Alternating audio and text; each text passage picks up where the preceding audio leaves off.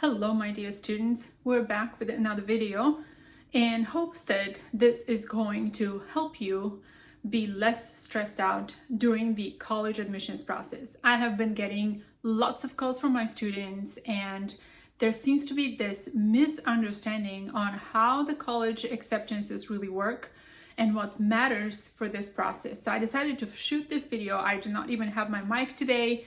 The lighting is not great.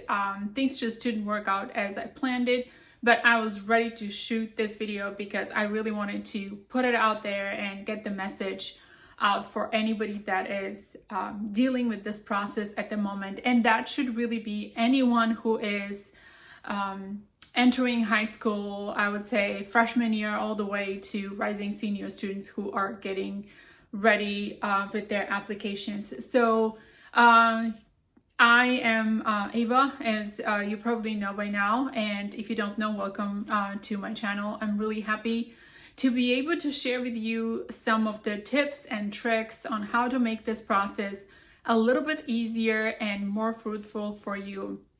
What I have for you today is some tips on what not to do if you want to get into a top 20 schools in the country. And by top 20, I will include the Ivy League schools here in this bucket. And I'll also discuss a little bit about the top 20 public schools in the country.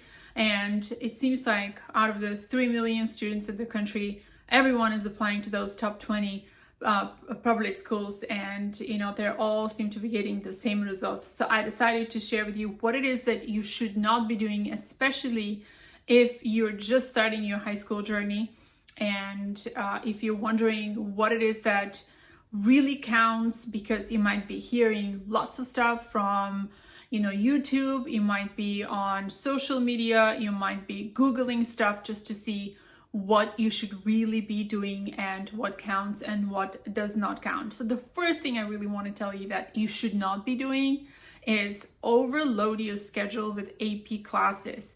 So I was just attending a session it was actually for accepted students into UC Berkeley, but I wanted to kind of confirm a few things there about AP classes and how much weight do they really carry.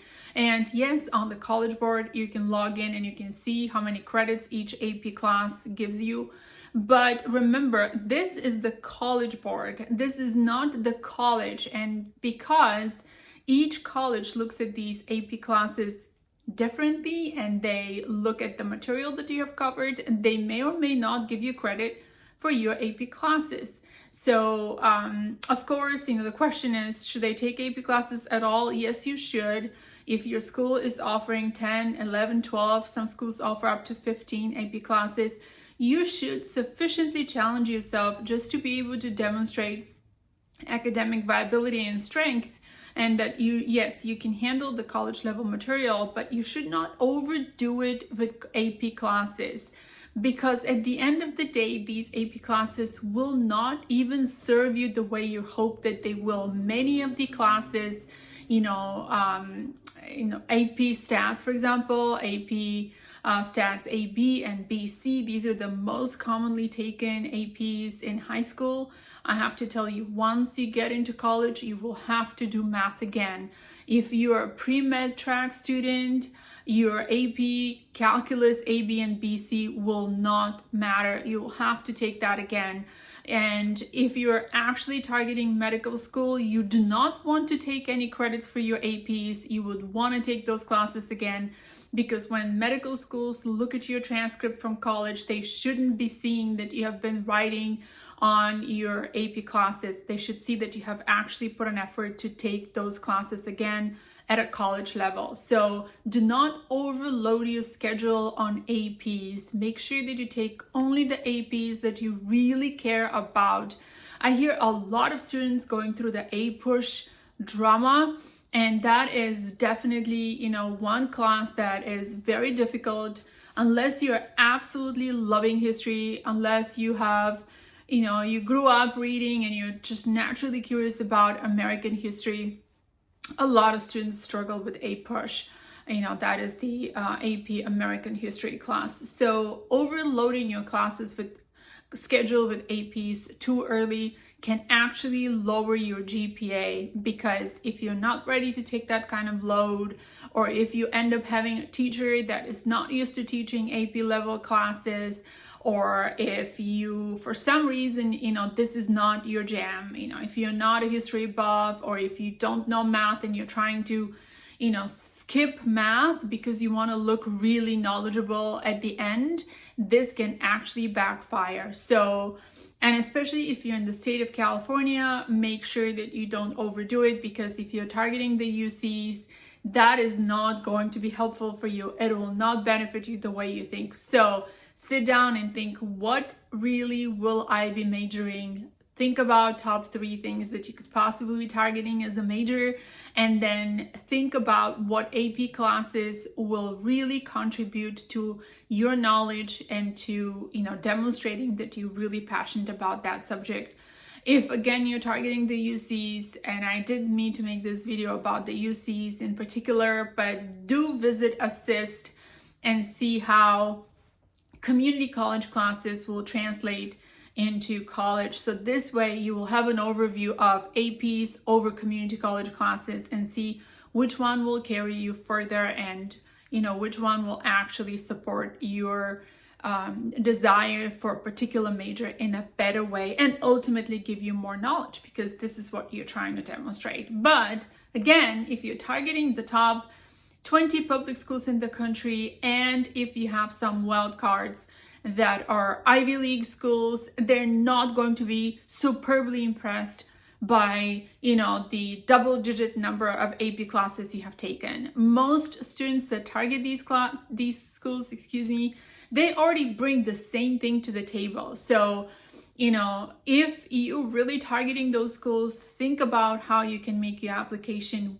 better, lopsided, how you can come up with, your profile should really be memorable. This is what matters, not a double-digit APs, especially again, if you're taken too early and they can jeopardize your GPA. You do not want to do that. So challenging yourself academically is very important, but doing it in a steady way, making sure you're prepared, making sure you know what you're getting into, ask about who is teaching the class, make sure you're in, connection with other upperclassmen who have taken it, make sure you're prepared, make sure you have, everything that prepares you for that class, so you do not go and take that class in completely cold and then discover, oh gee, I really didn't know that stats is going to be so difficult. And I was thinking it's just going to be, some probabilities and all, but there's so much to read and there's so much theory, and my teacher is teaching it for the first time. So just make sure that you do your homework on that. So the second thing I really want to tell you that you shouldn't be doing, if you think that is going to help you, it will in fact take a lot of time, and it may not at all contribute to a stellar application. So it could actually have the opposite effect. So neglecting continuous learning in key subjects. What do I mean by that? So many students come to me and they ask me to look at their essays and proofread it and give them feedback and tell them what else they need to do. And when I look at those essays, I love what I do. I love working with students. I love brainstorming, writing. I love getting that out of you and, figuring out where's your story and thinking about, the zillion different ways in which we can tell that story. But if your writing skills are terrible, if you're coming in with some atrocious grammar and I'm having to look through all that and think, oh golly, how do I even begin correcting this grammar so we can actually get to the actual final writing? Now, this is going to take hours upon hours upon hours of work. Again, I love it and I'm not afraid of doing it, and I welcome you if you need any kind of help to reach out, especially with the essays and brainstorming and anything that has to do with your application, really. But I have to tell you, it's too late at that point in time to start fixing these grammatical errors, to start explaining to you why you shouldn't start the sentence with, as I was growing up, okay? So, or as I discovered later on in life, or my entire life, or since childhood, and all these cliches, and how to, explain to you, do not start the sentence with participle here, or what is the subject in your sentence, and stop using you, and stay away from personal pronouns to the extent of, my head is spinning, every sentence starts with I, and all these things, these are elementary things. So make sure that you have solid foundation. And first and foremost, never neglect your strength in subjects such as English grammar, writing composition, academic vocabulary, academic writing. Make sure you have that down. Make sure you challenge yourself intentionally, even if you don't think of yourself as a writer. That's not the point. The point is for you to have general knowledge, as much as, when someone is explaining to you why here things are not connecting, then you're able to understand the idea of plot, and you're able to understand the idea, that is given to you so you can improve your writing. Also, your math. You're going to have to learn English and math in college, again, no matter what kind of major you're trying to pursue. So make sure that you have those down. You don't want to come to the point where you really want to study. I have these students who come to me and they say, I want to go for economics and finance. I want to add business. I want to go to business school. I see myself as an MBA eventually. And I see them, and they do have the qualities. They have what it takes. They're charismatic. They speak well. They have everything going on for them, and they will be, these charismatic leaders. They might even be, part of DECA, and they might actually be going out there and competing. But guess what happens? They have no mathematics. They struggle with the basics, geometry, they were not able to do. They have not even taken, they're struggling with pre-calc at the last level of high school. So you don't want that to happen. Zero in your academic strengths, because you will need that. You do not want to be deterred from pursuing a major you love only because you find out it's going to take 4 years of math. Ultimately, many don't realize. They just think, I'll just go into business and all I have to do is talk. It's kind of like DECA. No one really cares about that. Talking is easy. You actually have to have the brains, and you have to be able to process that material. You have to go through the grinder, and this is basic, really. So make sure you have that. Number 3 is do not treat education as a race. So I see all these students who are, my friend has 5 APs. I'm gonna up them by taking one extra one, okay? Or, there's some students in my class that they have 10 APs and they're doing this over summer, and they're taking human geography over summer so they can get it out of the way. What is the rush? And why are you even taking human geography? You want to pursue something entirely different. Why are you just stacking these academics? Do you think that perhaps you can do something else that you're really passionate about? Get a summer job instead of having human geography on your application, because you're just trying to get it out of the way. So if you're treating education as a race, you will always suffer from FOMO. It'll always be somebody will have more than you do. Somebody will do something you have not done. I have students who come and ask, so should I be part of DECA? My friend is part of DECA and I have not been, and maybe I can hop on the train at the last minute just to have it on my application. Well, do you even care about that? How does it even matter? Perhaps you have other talents.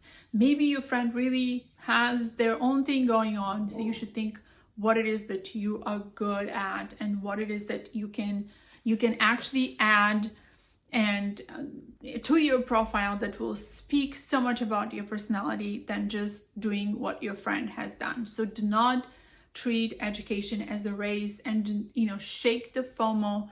Spend some time and think about what makes you awesome, and try to formulate it in one sentence. Okay, this is what I have going on. And if it is so difficult for you, to think about what makes you special, then come up with maybe just sit down really in a quiet place, plug in your favorite music, make a playlist, and sit down and reflect. And if it is so difficult for you to think of what makes you special, then write down what it is that you don't like about yourself.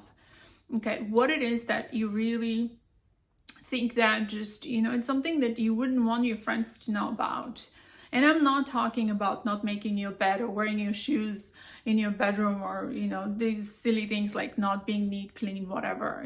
I'm not talking about these things that maybe at home mom is constantly nagging you about, or you hear that, oh, okay, if only you improve on this, or, you're not organized, or you're forgetful. I'm not talking about that. I'm talking about personality, personality qualities that you think that are definitely, not helping you succeed. And this could be, for example, being an introvert, okay, being too shy, not willing to be sociable, or maybe it's like pretending that you're an extrovert, but when you come home after that speech and debate, you crash, okay, stuff like that.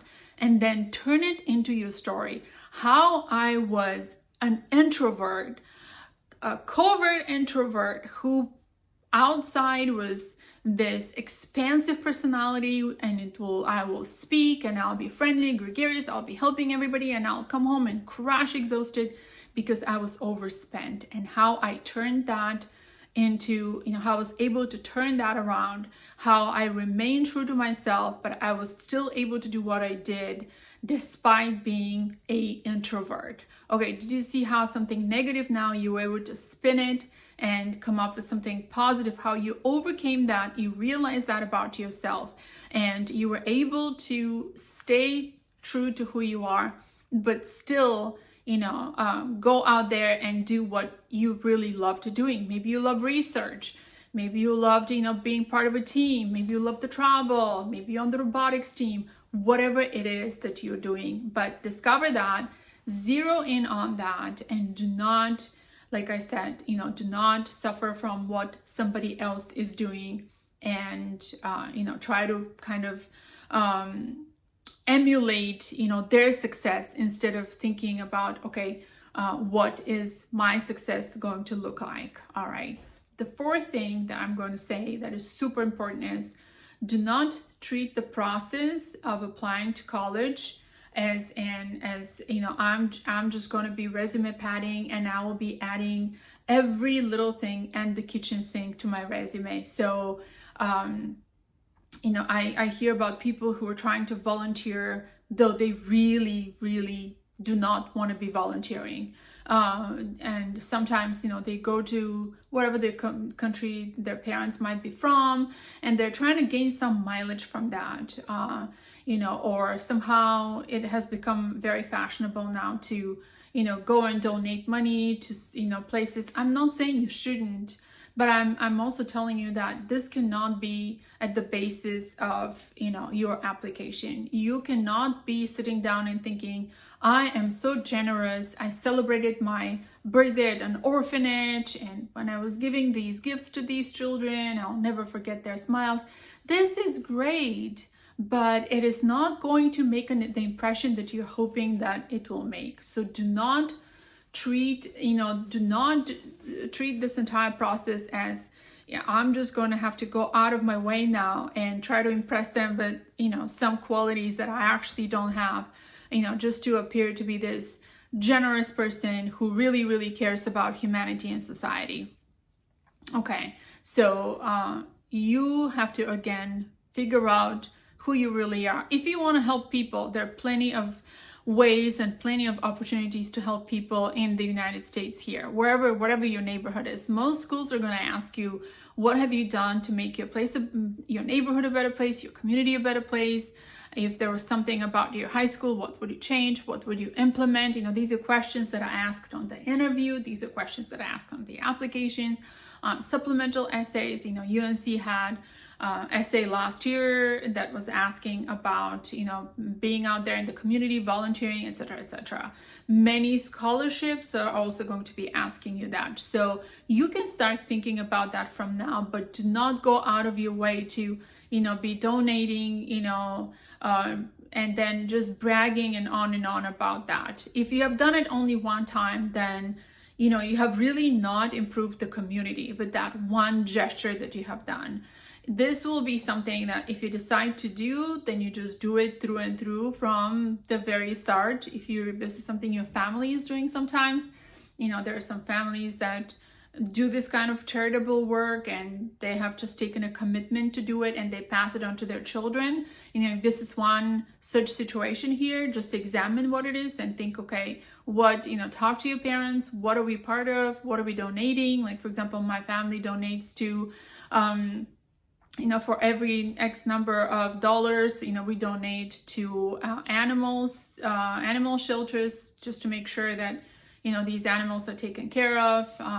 We stand for not using animals for experimentation, and this is our fight. So it doesn't really have to be always, something that you think is going to make a dent. Just look around and think and see what it is that your family has done, and just inquire and understand. So this is something that you should not be doing, okay?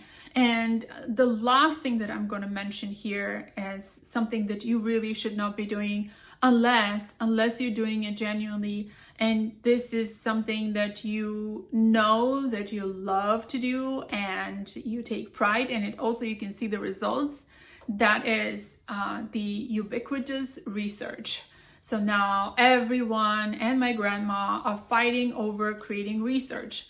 Earlier I mentioned for you to work on your writing skills, and I have to tell you, most high school students, no matter what kind of grades they have in English language at school, and even if they have a 5 on that AP, their writing skills are really, really not up to par. They really need sprucing up. Why? Because schools stopped teaching grammar long time ago. In 1971 is when they decided grammar will not be taught at schools. Why? Because it's difficult, because most people don't know it, because they have to train their teachers. Training their teachers is expensive. They rather bring in other XYZ, stuff at school. They just give you the assignment and they say, write. They call it creative writing. I mean, it has become a travesty, truly. And then you hear wrong English around you all the time, and that becomes part of your way of writing and speaking. Most write the way they speak, and sometimes I have students that are telling me, oh, it doesn't sound right. Well, of course it doesn't sound right. It doesn't sound right. First of all, you cannot explain to me why, because you don't know grammar. And second of all, don't go by what it sounds like. You should have the knowledge, because you hear wrong speech all the time around you. So you cannot be counting on your hearing. You're not just an expert that you could hear something and say, oh, it sounds right. It doesn't sound right. That's not how it works. So, most have no clue how to put together a paragraph. And when they start, thinking about writing research, now we're looking at some serious gaps in foundation. So if you want to pursue research, make sure that you spend time, start early. I'm not saying you shouldn't. Doing research is amazing opportunity for you to discover so much, ask questions, compile knowledge, put it together, help somebody else, become articulate, put it in writing, see your name in print. So much can come out of research, but do it early on so you can learn the process of doing research. And I'm really thinking of putting together several videos on how to approach the research. I teach this every Friday from 4:15 to 6:15 to high school students who are writing articles and who want to do research. And sometimes what happens is, in the hurry of producing research, many students actually start paying all kinds of places for that research to be done for them. And when you submit your application, it becomes so obvious to the admissions when they look at and they see your writing ability, your scores. I mean, they can tell right away. Writing and how you write and what you put down is the fastest way. It's like doing brain surgery. I can just look at your writing and it's like, it's a brain scan. I'm scanning your brain. I can tell so much about you. And the same way, they look at the research and they look at what you have done and they can put the two and two together and it goes, okay, it's not going to work. So you want to appear authentic and truthful and you really want to do yourself the favor of actually learning and producing something that you will be proud of, and not, something where, oh, okay, I'll just put research as number 5, but I have no clue what that is because I paid for somebody and they did it, and half the time the tutor was doing the heavy lifting and I'm just like nodding there and sitting. You don't want that. You want to be involved. Your research does not have to discover the, cancer cure. You do not have to create any breakthrough or anything, that phantasmagorical. It could be something simple. Follow the scientific method and use proper, structuring of see, what is required. Make sure you have the abstract. Make sure you have all of your resources. Make sure you read a lot before you put something together. So these are my tips. Now, I do want to say something here because, a lot of students are asking the same question. What would I do? What should I do if I want to get into MIT? And I do have a favorite statement that was put together by the admissions at MIT. And, he goes on to explaining in detail obviously, how nothing can actually prepare you for getting into MIT. So there is no such thing as you will do this one thing and that guarantees you an acceptance. There's no such one thing. And, naturally, just imagine, they really want to put together a class full of people that are not the same, that each one of them brings something special, something that they find spectacular. You do not have to sit and think, what should I do that is so spectacular? And what has XYZ done? And what did Johnny do to get in? And my cousin got in and my neighbor got in. And let me just go ahead and do the same, nonprofit. No, it's not going to be like that. One example that, I have here, actually, I have it ready. I always refer to this because it is such a good way of just putting a perspective into this process for you to understand how much more important you are and what you bring to the table versus you bringing to the table something that somebody else did and it's just not going to work. So the simple advice, that is given here, it says there is no golden ticket. So take a deep breath. And you know what? I'm just going to tell you the same thing.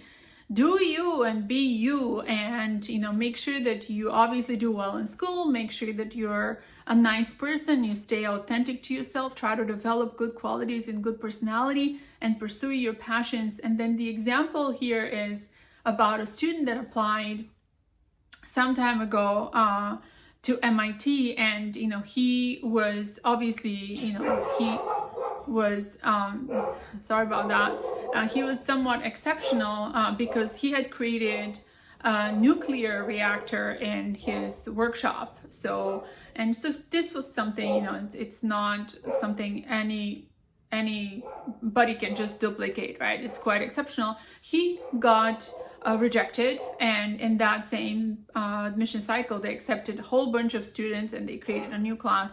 That one student actually got rejected. So when the speech goes on to say how every time this speech is delivered and this example is given to students who are in the auditorium listening, and the feeling is like, oh, if that person did not get accepted, my chances are pretty slim, and it feels a little bit depressing. But in fact, it should be encouraging because it comes to show you that it is not this amazing thing that you create that's going to save the world, but it is, a lot more than that. And they do look at your application from so many different angles.